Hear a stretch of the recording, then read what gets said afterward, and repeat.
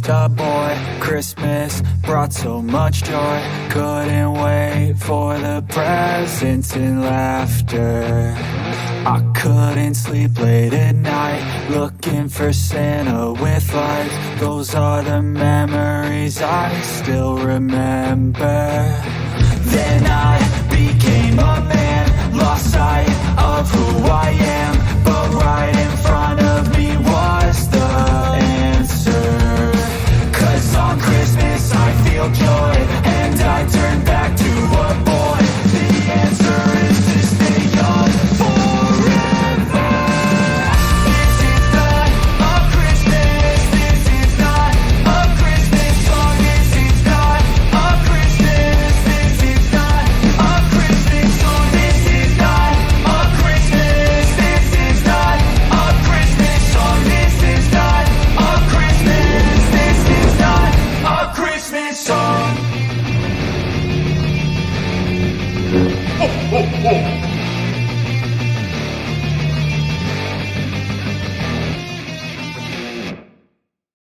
Hello, Star Wars fans. You know there's just 216 days until Christmas 2023. And I've got my friend Star Wars Meg here to start the show with. And Jason will be joining us shortly. He had a school event he had to go to with the kiddos. Take care of that. And if that assembly ends and he's able to come back and join us, we'll get him added to the stream as well. But how you doing today, Meg? I'm good. I'm good. Excellent, excellent. Yeah, we're busy here. We have a big holiday weekend coming this weekend, the 3-day weekend for the folks here in the States. So looking forward to getting away for a 3-day weekend. And it's been a week since the last we were able to get together and talk. And there's been a number of things happen.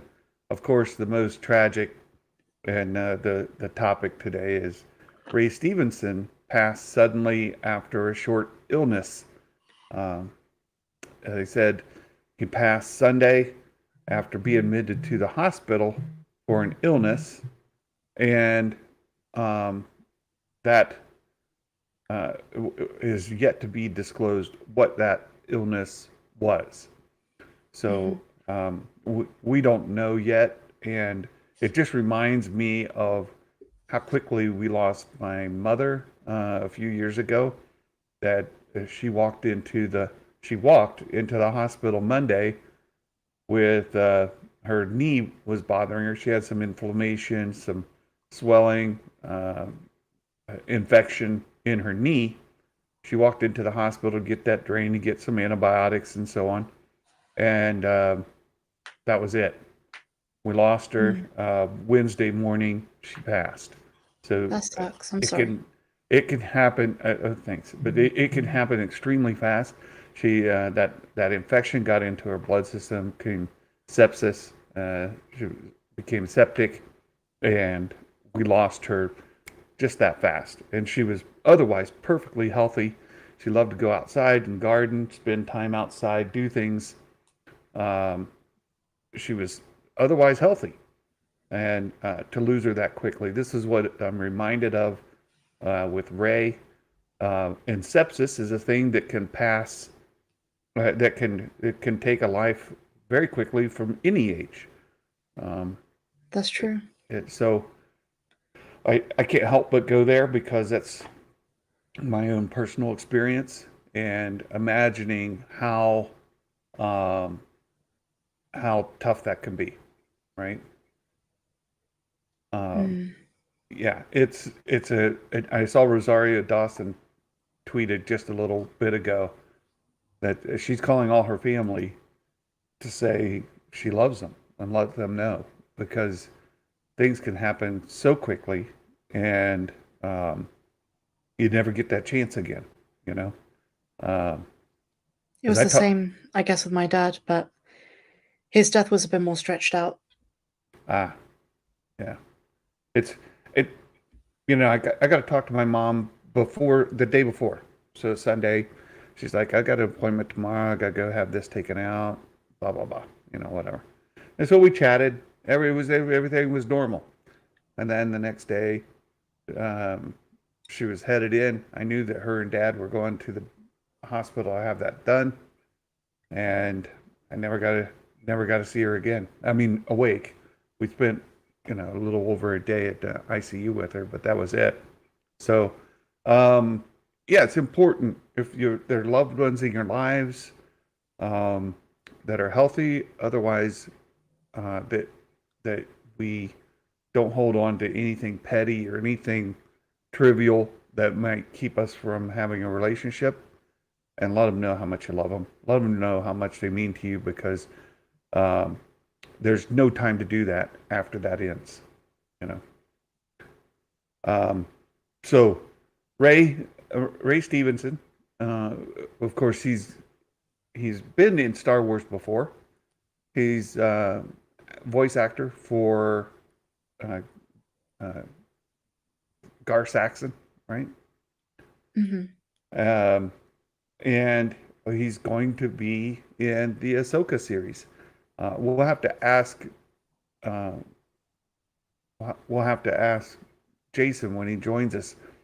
But I don't know if he was um, going to survive the series, if he it was going to be part of the continuing story that is going to carry on in, of course, Skeleton Crew, and then Mandalorian season 4, and then the movie project that Dave Filoni's working on, and um, that's I don't know if he was part of that or not, right?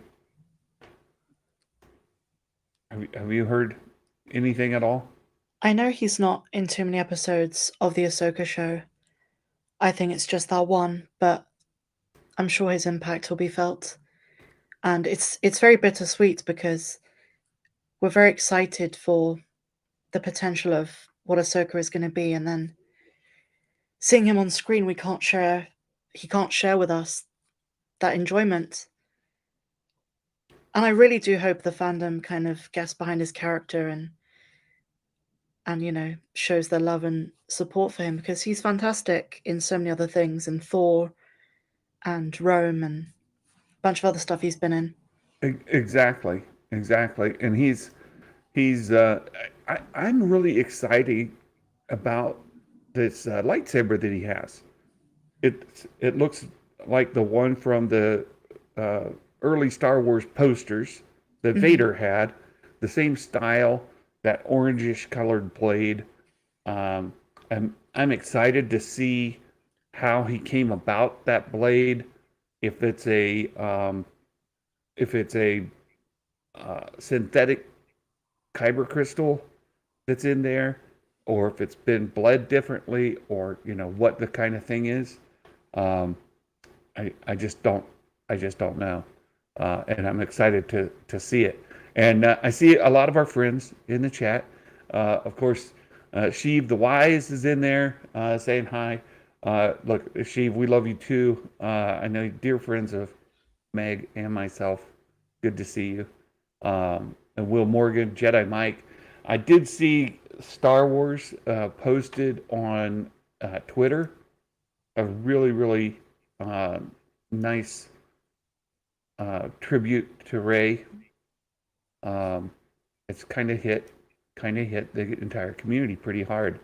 And like you said, I I truly hope that his character is beloved by the fandom, that he's supported by the fandom, and that it becomes a fan favorite character as we see what his character is involved in. I and it's hard. It's hard to put into words. Um, I was looking for that tweet. I saw it, and now I was looking to see if I could find it again. Um, in any event, anything. I know you covered it twice already. You talked about it yesterday afternoon, and then today. He had some wonderful things to say at Celebration. He was able to talk to folks. He was able to kind of go to a Star Wars celebration and see the fandom. Uh, so we have that, but my grief goes out to his family, his loved ones, and of course, all the people that were working with him and have worked with him and knew him personally. It's tough. Other than that, today is Make Solo 2 Happen Day. Have you seen that going around Twitter? I've seen that. I have seen that. Uh, the folks over at uh, Star Wars, what is it? It's TRB, the Resistance broadcast. They've really been championing it for years. They're kind of heading it, and they've got it trending on Twitter. And I know that Make Solo 2, the movie itself has warmed up to a lot of folks. What's your current relationship to Solo? Do you like it? It's okay. It's a meh. Where are you on? I'm a fan. I think Solo was a lot of fun, and in the second half, you hear some John Williams music, and it's a lot of fun as a movie. I just don't think it's ever going to happen. Our only hope for it is through Lando, which Kathleen Kennedy confirmed recently is still in the works. So that would be our chance to see the characters that Alden Ehrenreich and Amelia Clarke played. Yeah, and I saw somebody say Amelia Clarke is highly unlikely to return to Star Wars anytime soon. I know she's got a major role in an upcoming Marvel project. There's some things starting to some publicity stuff, posters and stuff that have her on it, featured on it, and she's likely to be busy with other projects. So I don't know if we get her back or not. But she is a big part of what Solo 2 would be if they were to pick it up. Of course, the big cliffhanger in Solo is her working with Maul and Crimson Dawn. And that's really the story that needs to be told coming out of there. I think more than any other. You mentioned that they're still working on the Lando project in some capacity. Who knows when or if that'll ever make its way to Disney Plus. But in that, we could see certainly part of the story told. We could see Alden as Han. I think he would have to be in it, in just the relationship that Lando and Han have together. I don't see how you could do a Lando without Han. I agree. Yeah, so I would hope that we would see more of them, and we would get to visit those characters. But then the last is where is Maul and Crimson Dawn and all of that, right? I see what Trev's saying. Star Wars needs to limit its exposure, in his opinion. One live action project, one Star Wars project, a movie every third year or so, maybe one animated. I'm not so sure. I get that perspective, but I feel like fans have seen both of that side of things, and we're never happy. We're not happy when it's one film every 2 years or 3 years in the case of the George Lucas stuff, and we're not happy when it's 2 or 3 shows a year. So It's I would say focus on quality, and if you're able to do multiple shows a year, then do that. But Yeah, it is interesting because if you go back to the late '80s, '90s when we had the Ewok movies, right? There's Caravan of Courage, and those movies are kind of held on to fans who remember them from their childhood, but they're not that great of quality. and then we had lots of weird stuff with the Muppets and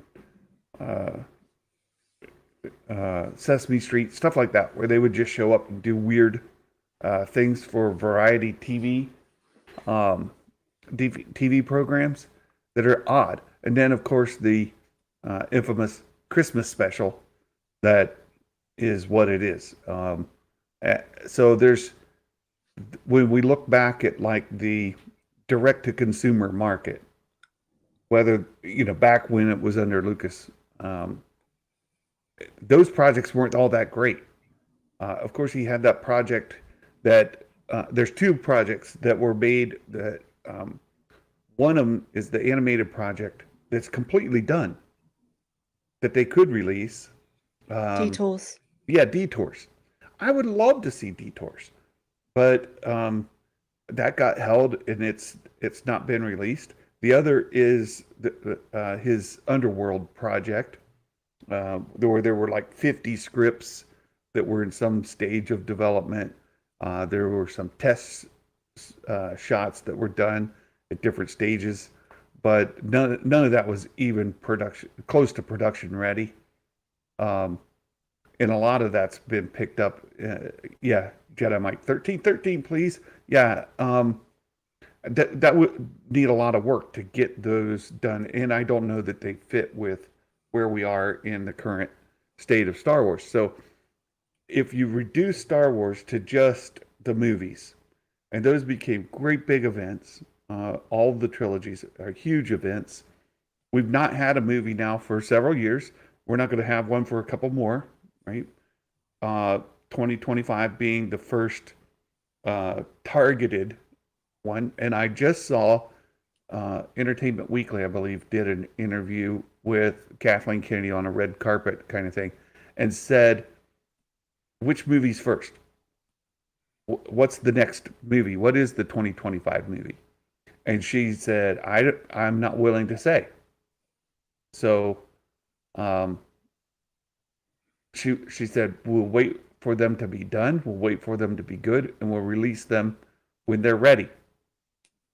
So that sounded to me like she may be backing off of this 2025 date that initially was supposed to be like locked in, right? How locked in is it? From what I've heard Jason say, it's happening no matter what. But we're on what is today? Day 22 of the writer's strike. We have a friend, Astromech Jeremy, who also voted for the actors, the SAG, to support the screenwriters in a strike, and we know that the Directors Guild, DGA, is supposed to support them in just a few more weeks. Early July, DGA is supposed to join in the other group joining the strike. So at that point, Hollywood shut down entirely. All content has to come from overseas, from here, right? It's got to come from Europe or Asia, and all of the current, and from what I understand, even there in England, they're wanting to support in some capacity as well. Do you know much on that? I've not heard anything. Nothing. Yeah. Nerd Mafia. I heard the elves have voted to stand in solidarity. No, the elves don't follow social media. They're just, they're making toys. They know nothing of unions or strikes. They don't know what you're talking about. So that 2025 date, I could see if they hold on to this strike very long, they can use that as an excuse to bump the date. Whether they're locked into it now or not. There were rumors a week or so ago that Mandalorian season 4 was going to be postponed, or likely to be postponed. If all of these things start to trip, like date on the projects, then all of them could be pushed back, and we might go a long period of time without any new content coming out of the Writers Guild or the Directors Guild or the Actors Guild. So it's a thing, right? Let's see. Get caught. Oh, Dawn Basham. Did you see that Ming-Na Wen's getting a star? We did. Meg, did you see that? I not only saw it, I covered it in my video today. You did. You did. And I saw Ming-Na Wen, she tweeted it and it's like, who's coming? Who's coming to the party? She's brilliant. I like Ming-Na Wen. She's great. She's great. And she's an absolute jewel, a treasure for all of us. And I'm very excited for her. I do not know, and I didn't see you discuss, who is presenting her for this star, right? Like, from what I understand, folks have to be nominated, and that whole process is more of a financial transaction than it is anything else. So somebody had to pay up and nominate her for the star for it to get that far. Do you know if it was Disney that did that, or I think of the parent company, because of course she's been involved in Disney animated works and the Disney live action remake of Mulan, and she's been involved with Marvel. So it could have been Marvel, could have been Disney, or it could have been Lucasfilm. I'm doubtful that Lucasfilm was involved in that nomination. I don't know if it was Marvel or Disney. Did you look into that as part of your research? I didn't see anything. Yeah, I don't know. But she's a treasure to the entire company, Disney, Marvel, and Lucasfilm. So really excited for that. That's coming up soon, and it'll be welcome to the fans. The other part that you covered today is, and I saw that our friend Bestman Bulletin covered, is that that Ubisoft, right? Ubisoft, Yes. Its game is coming within the next year, supposedly. Supposedly. Right. They've had trouble meeting deadlines. They've been delayed on some of their other projects. Mm-hmm. How confident are you, or how optimistic are you that that would happen? I'm not too sure, to be honest. They've not got a good track record in recent times. I would say there's probably an incentive for them to get it out sooner rather than later, because Jedi Survivor did so well. And Star Wars gaming fans are very hungry. Right, right. Well, and I don't know that could ever be satiated, right? Oops, we lost Meg. Or maybe, am I still here? Is Meg gone? Am I here? Let me see. Let me pull up YouTube. Let's see who I don't know what's going on. Do you see Santa? Do you see Meg? What do you see? Content. There we go. Meg teleported. Okay, I'm here. Meg's not. Okay, we'll see if we get Meg back. Here she comes. Here she comes. Hey, you're back. Sorry about that. Don't know what happened. I don't. Well, I was always worried, like if it's me or if it's you. A lot of times it's me. You and Jason just keep going without me, and this time I was like, oh, I don't know who stayed with us. So Ubisoft, I was just saying, Star Wars gaming fans are hardly ever satiated. whether it's through the Lego Star Wars game or the Jedi Survivor, um, now whatever Ubisoft's working on. There was also news within the last week concerning the KOTOR remake, right? Am I wrong? Hmm. What was, and it's basically, it's not happening, right? Exactly. Yeah. It's not going to be anytime soon. Yeah. So that becomes an issue as well. So the good news is there's stuff coming. And as you said, Star Wars gaming fans are hungry. And I could tell you, as somebody who visits with kiddos, and I'll see them come across and ask Santa what they want for Christmas. I'll see them wearing a Star Wars shirt. I say, "Oh, you're a Star Wars fan, and what's your favorite movie?" And they'll say, "Santa, I haven't watched any of the movies. I just like the games." Like, oh, okay, okay.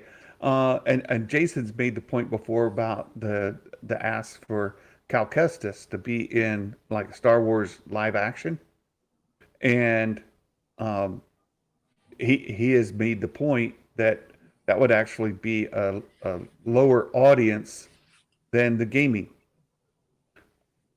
But I would say that likely it's a different audience in some degree to the gaming.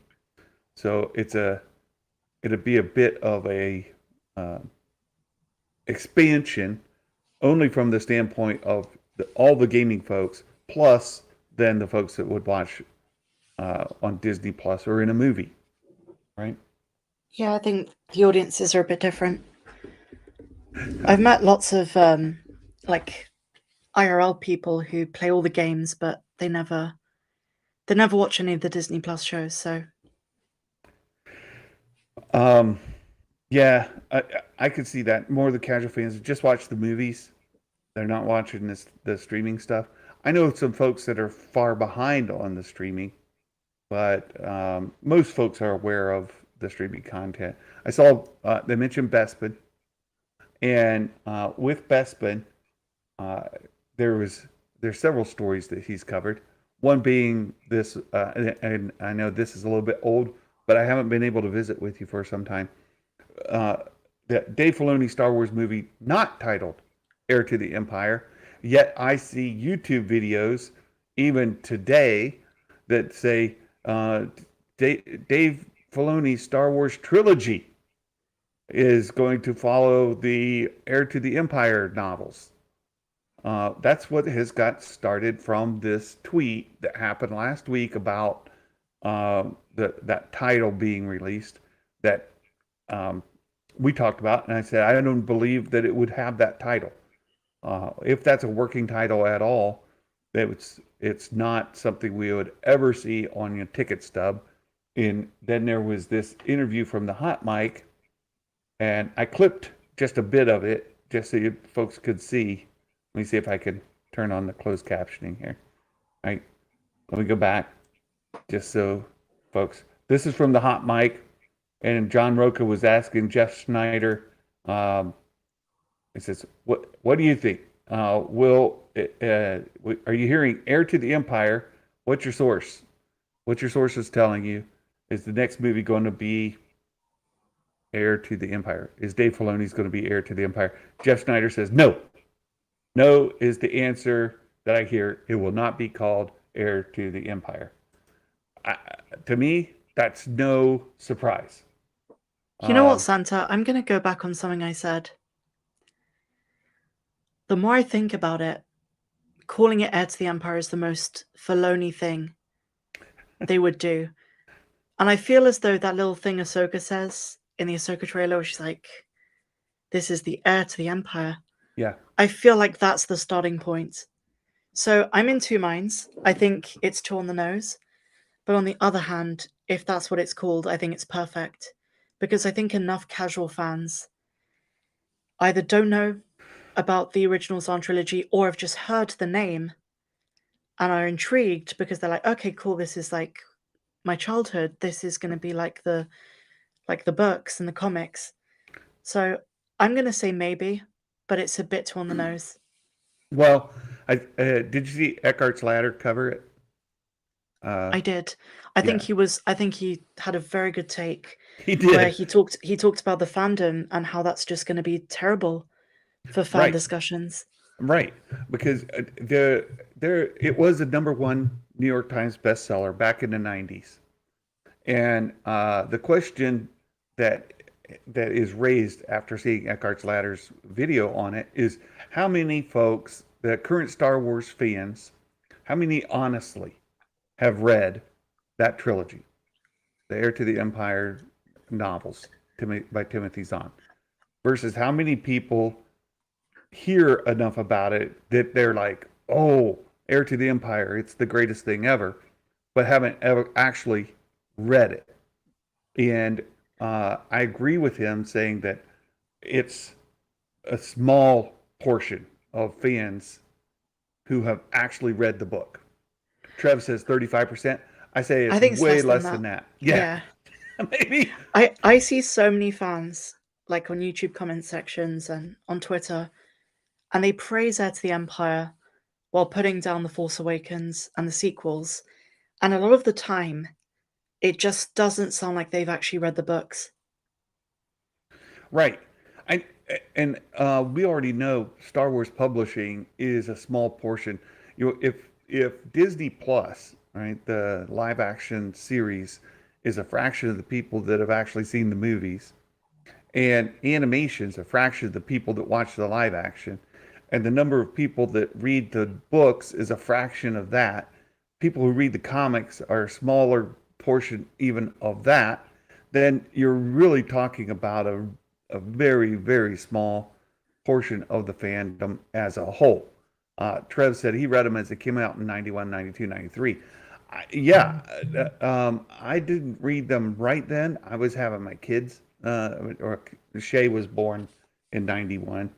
So I was more involved with that. But, um, and I was in the army and all that. But I read them afterwards and enjoyed them tremendously, tremendously. And for a long time, that's what I've thought of as my sequel trilogy. But to be honest, I didn't read much other than that when it come to the EU novels. I read the Thrawn trilogy because somebody said, Brian, you have got to read these things. So I did, and then that's what got set in my mind as what the sequels would be.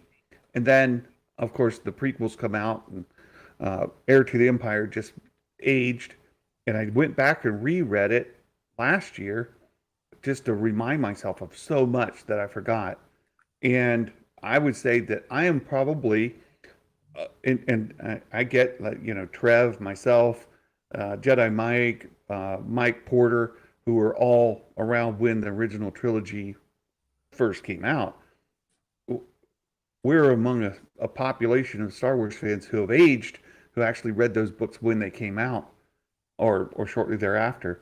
The number of fans that are in your peer group who are in their 20s, what's the probability that even 1% of Star Wars fans in your peer group have read them? Probably quite small. Yeah. I was a huge fan of Legends growing up. My school library in primary school had the Jedi Prince trilogy, which was like Zorba the Hutt, Mount Yoda, and that's kind of my introduction. And I remember at the time I asked the librarian, like as a tiny little kid, I said, Are these the next films? And she was like, Oh yeah, don't you know? There's like 20 books. And I was like, That's so cool. Can't wait for George Lucas to adapt these. But the point being, the expanded universe is so unhinged. It's Mhm. crazy, It but is. it's fun. But there's so much stuff that's terrible Yes. and so much stuff that's gold. And I would say the Zahn trilogy is in the middle because for me, Heir to the Empire is very much like an original trilogy kind of feel to it. And It I think does. Dark Force Rising goes off the rails in some ways for me, and then The Last Command brings it together, and I enjoy that. Mike Porter. I'm so old I went to school with Anakin. a long time ago in a galaxy far, far away, Mike Porter actually went to school with Anakin. Good thing you got out of there, though, before Order 66, Mike. We're glad that you made it to this universe and weren't caught up in that whole purge. That would have been terrible. Um, but the point being, then, if they named the movie Heir to the Empire, how many people are actually going to be upset that it does not have Luke, Leia, Han, they're twins, um, in Thrawn and Rook and uh, Do you want to know what I think, Santa? I don't think anyone's going to be upset apart from like a very small section of online fans. I feel like the majority of the fandom, the vast majority of the fandom, even those online, are just going to be happy we're getting more stories in a very cool period of the timeline. And as long as they do it right, as long as they have some Luke in there and maybe some Leia and Han Solo, or even if they're just cameos, I think it could be a huge success because we seem to forget how bad the online fan discussions were between The Last Jedi and The Rise of Skywalker. I don't think those fan discussions will get to that level when you've got a decent period of the timeline to explore. yeah, I'm agreeing with you and Trev to a degree for the sake of the discussion, because I think that the number of people who would actually be upset would be very small. The problem is that some of the people who would actually be upset have very large voices, very large platforms, and are major influencers in this space.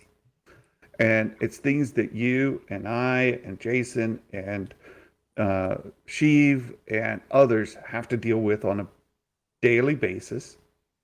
That they come out and say something's terrible, and then everybody says, "Oh, it's terrible," and they parrot what they've been told. They repeat what they've heard, and they're influenced by the opinions of these very large um, influencers. That's why they're called influencers. Um, But you and know what the problem is, though, with that is that I'm seeing a shift in content creators I used to watch. And it's kind of bothering me that a lot of the fandom is kind of retrospectively changing their opinions because of other content creators. I mean, that's natural if you have a platform and you have a platform, I have a platform, and people are going to take what we say seriously. But I see fans who say that, something had a lot of merit, now suddenly it's terrible.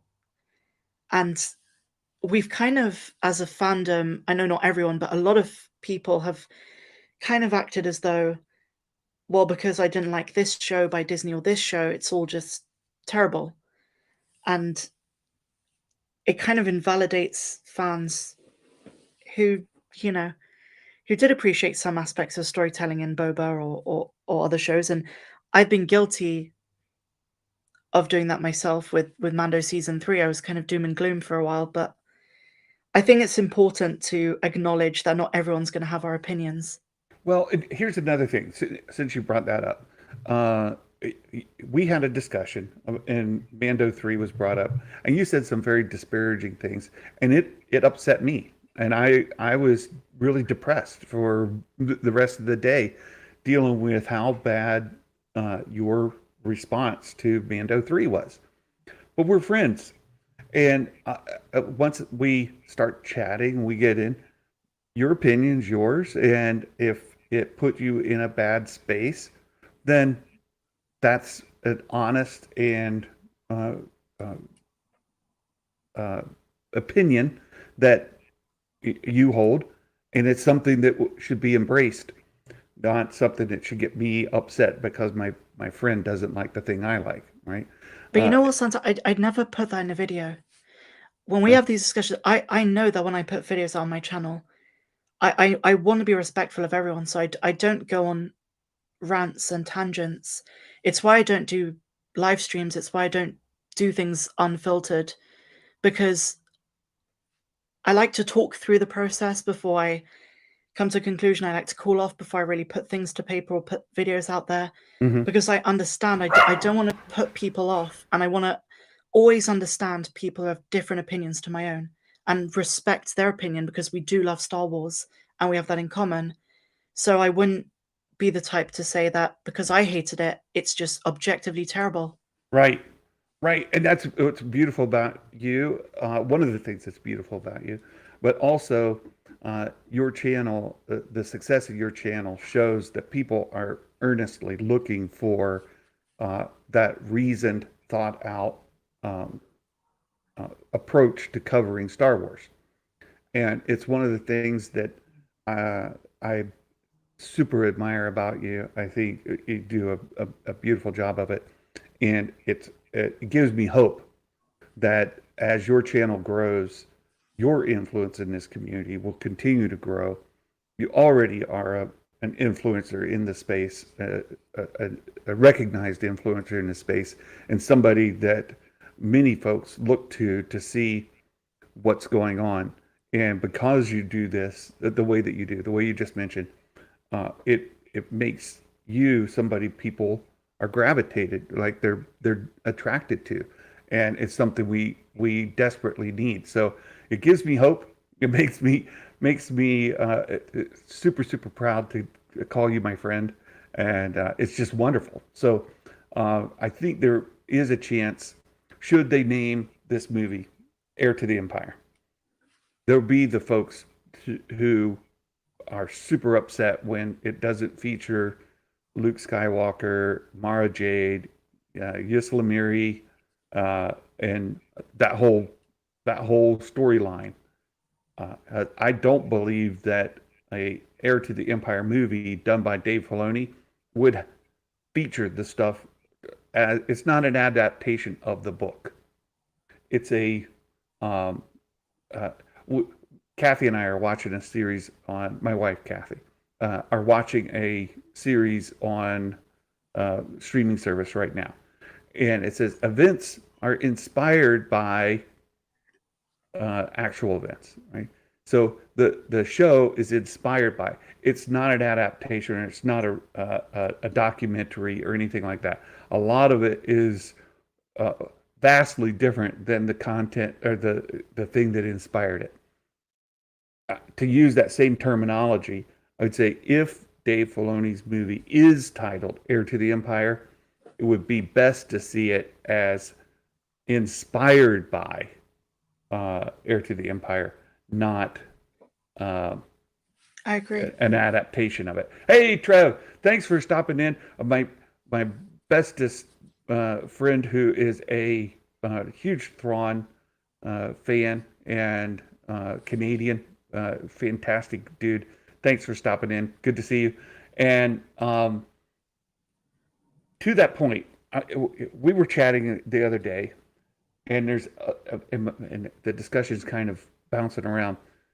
When I say an adaptation, when you look at say Jurassic Park, right? Jurassic Park, those movies are an adaptation of the books. There's a screenplay written, and they create the movie. It's an adaptation. A lot of the book gets changed, a lot of the story gets changed for the sake of the movie, but that's what its source material is. Look at Harry Potter. All those movies have source material that come from those books. You could go on and on and on with lots of books that inspired screenwriters to create an adaptation that were then made into movies or TV shows. So what we're saying here is I would not expect Heir to the Empire to be an adaptation of the book. And when Kathleen Kennedy comes and says there's no source material for the movies, that's the context of what she's saying, is we're not doing an adaptation of a book. We're not doing an adaptation of a storyline or a trilogy or anything. We're creating all new content for these movies. It's not to say that there is no source material for Star Wars anywhere is to say that these movies they're making are not adaptations of source material. There's no source material for these movies. Um, it's not that there's, but this fandom gets uh, they they get that tagline, right? They get that excerpt taken out of context, and they say, "Oh, Kathleen Kennedy doesn't know Star Wars. She said there's no source material." Again, you got to look at it in context. And recently, there was another interview where she's talking about the movies, specifically the post Rise of Skywalker, and what those movies might entail. And the quote that's being used by some content creators, and thank you again for covering this like with a good amount of truth, is that that quote is that, well, we're exploring, should there even be Jedi? What are the opinions of Jedi? What are the Jedi? What's the receptivity to Jedi? So on and so forth. And that statement that she made is now being used completely out of context to mean something entirely different than what she was talking about. Yeah. It was about the Jedi. She says, the question with Rey's Jedi Order is, how does the galaxy feel about the Jedi coming back? Does the galaxy want them? And I think a couple of people on Twitter took that to mean she's questioning, do fans want the Jedi? And I think that's very disingenuous. Yeah. It's very, very clear. You can't interpret it any other way when you see what she said. Right. And it's not a defense of Kathleen Kennedy. It's literally what she said. Exactly. And there's another point to be made. Well, this question's been asked before in Star Wars. It's been asked in the movies before. And to some degree, it's the point of the sequel trilogy. Luke Skywalker saying the Jedi need to die off. This whole thing needs to end. So to some degree, it's part of the sequel trilogy. Another is in the books that follow the Return of the Jedi. That kind of question comes about in there as well. Who are the Jedi? Do we even, what's the receptivity of them? What if you are Darth Vader's daughter? What happens? And there's all these kind of questions that those novels address. Do we really need those questions asked again? Is it something else that we have to go revisit now that it's already been answered time and again? And if you follow the EU that we were talking about before, and Luke reestablishing his Jedi Order, and we know that in The Force Awakens, Last Jedi, he had a Jedi Order, that those questions are part of that story as well. And are we just rehashing the same questions over and over rather than dealing with really new content, something that can excite and energize fans? I think that's a fair question to ask. Now, in canon, Luke's story has largely not been told. The building of his Jedi Order is largely a mystery, but it's something that could, there's still an opportunity to tell. And as far as we're looking at Rey's Jedi Order, I think it's another valid question. Anytime one of these great big events happen, you have the Republic, the New Republic, and now the newest Republic. I don't know. And all of those, they have to address, what does this government look like? What does this what does the Jedi Order look like? What does any of this look like as it gets rebuilt after these major events? The question, it will be more about each of those specific characters getting involved in their character arcs, caring about them, caring, like what's going to happen to this character or that character. Do I even care? And a lot of people would say, well, with Rey, I don't care. I don't care about the sequel trilogy characters. I don't care about those. I want to see Luke Skywalker that we saw at the end of Mandalorian season 2. I'd like to see what happens with his new Jedi um, Order, his academy. That's the characters they care about. And I say, good, but also if they do a good job of telling the stories with Rey in this next movie, you might care. And that would be good for the fandom. That'd be good for those who don't like the sequels. That'd be good for the folks who are the next generation coming up. That'd be good for everybody. And so hopefully these movies will be those things, right?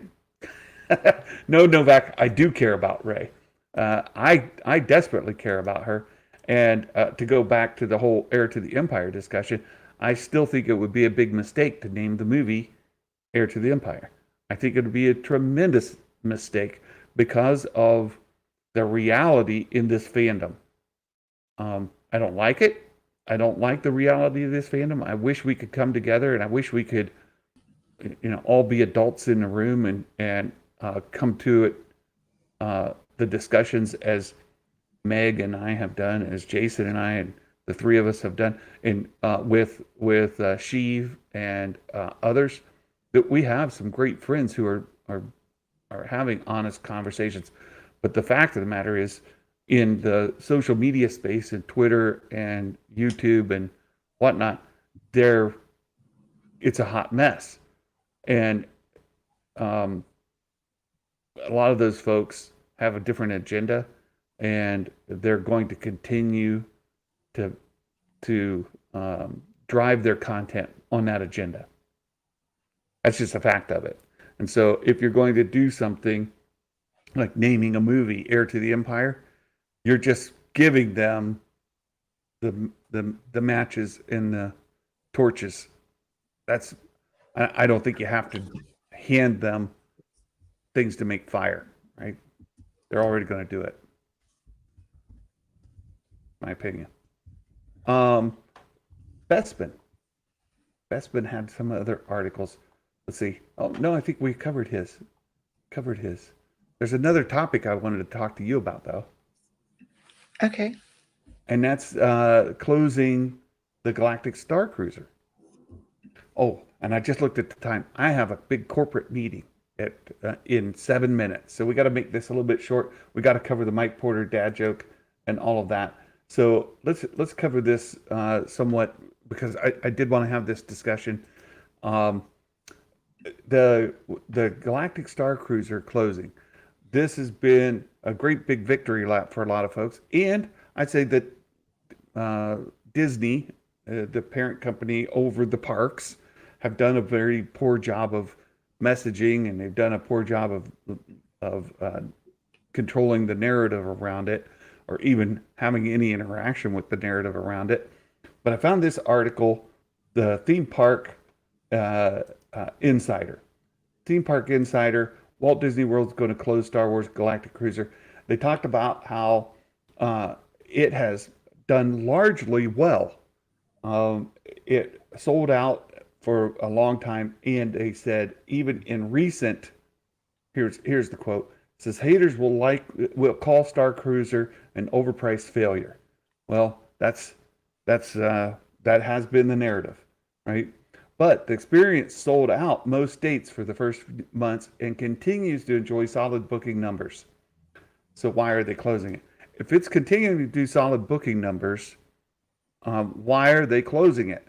And the article goes on to talk about it just has 100 rooms, period. There are only 100 rooms. Our friend Martin Keeler, he got to go. We also have some folks who are in our Discord who have visited and have stayed there. They loved it. They had a great time, but they pointed out too, it is a more intimate kind of experience. There's only 100 rooms, maximum of a couple hundred people, because you're going to have some rooms that have 3 or 4 booked in it, some that only have 2 booked in them. So you're going to have 200 to 400 people maximum in the space. And when you look at Disney parks and you look at their hotels, what he points out here, the Star Cruiser represented less than half of 1% of Disney World's on-site room inventory. They cost a lot of dollars per person, but they also spent far more money per visitor running it. And when you look at the portfolio, the other venues where people stay, that gap between how much person pays and how much they spend per person is more profitable. So even if fully booked, the Star Cruiser was too small for a huge company to run as anything more than a vanity project. And under Bob Iger, they're interested in blockbusters, not vanity boutique projects. So I wanted to bring that up only because I think that Lucasfilm's done a terrible job of messaging. They're not managing the narrative. Their social media arm is inept. And everything that's being told about the Star Cruiser is a victory lap for those who want Disney to crash and burn, who want Lucasfilm to crash and burn, who want everything Star Wars to crash and burn. Those people have been having a heyday. But the point behind it being it's done solidly in bookings. It's gotten rave reviews of the people who actually attended, not just the people who were given a one-day experience, people who went and spent their money and attended. Martin Keeler said that when they were there were people who had been on their second, third, or fourth time going. So they enjoyed it enough to go back and back again. They're not in my income bracket for sure, but with only 100 rooms, they don't need to find that many people to fill it and to have it booked. And it's been doing solid bookings all along. It's just that the profit margin on it is not high enough for Iger to want to keep funding. So coming out of that, in our last couple minutes, do you think they'll do anything with the space? Just like release it as, there's other themed rooms where you can go and stay in the rock and roll, or you can stay in different, like the underpinnings, everything around it is kind of themed. You think they might open it just as a themed hotel without all the Disney experience, or they'll reuse the space, they'll shutter it, never open it? Do you have any thoughts? No idea. Yeah. I kind of hope that they open it just as a place that if you can get in there, you can stay in a room that looks like it come from the Star Wars universe, but without all the stuff. And I also think that another contributor is now they can schedule other things in the park. Like in California, they have Boba Fett, or they have Mandalorian Grogu coming out. They have different characters. Without the Star Cruiser Hotel, then Florida can do the same thing. They can have different times of the day where maybe Mandalorian's there. Maybe you've got Rey and Kylo, or they could even add additional characters, putting Vader in there and so on. So I think it makes sense from that perspective. The space is, Galaxy's Edge is already a small space, but if you can get people to come back repeatedly through the day to get different pictures with different characters, it gets them to spend more money in that space. And it's already pretty solidly filled. So that's all of that. And I am right against my meeting. I have a Mike Porter dad joke. And Meg, I hate to cut off our discussion because you haven't got to talk very much. Oh, no worries. It's been a lot of fun to hang out with you and the chat. But Mike Porter gave us a dad joke. I had to put what did the Jedi, or what did the Jedis? I think the S is grammatically incorrect, but anyway, what did the Jedi call a fan that was obsessed with them and wouldn't leave them alone? Someone who's obsessed with them and just wouldn't leave them alone. Well, they're a Luke Skystalker. Oh dear. Send all your hate mail to Mike Porter at Twitter. Mike Porter's Twitter account is in the description here. I thought it was a fantastic joke. And Meg, thank you for taking time out of your day to hang out with me. Thank you. I miss getting to talk to you guys. Miss getting to talk Star Wars, but work has just been picking up, and trying to take care of that has had me sidetracked. So hopefully we'll be able to talk again later this week if you're available. Thank you much. Have a wonderful day, Meg. And, you too, Santa. Thank you. Thanks. And we'll talk to you guys later. For all of you, thanks for being here. There's so much more I'd like to talk about, and I hope that you have a wonderful day. I look forward to seeing you the next time we're able to come together. Until then, my friends, Merry Christmas, and may the Force be with you always. Bye-bye.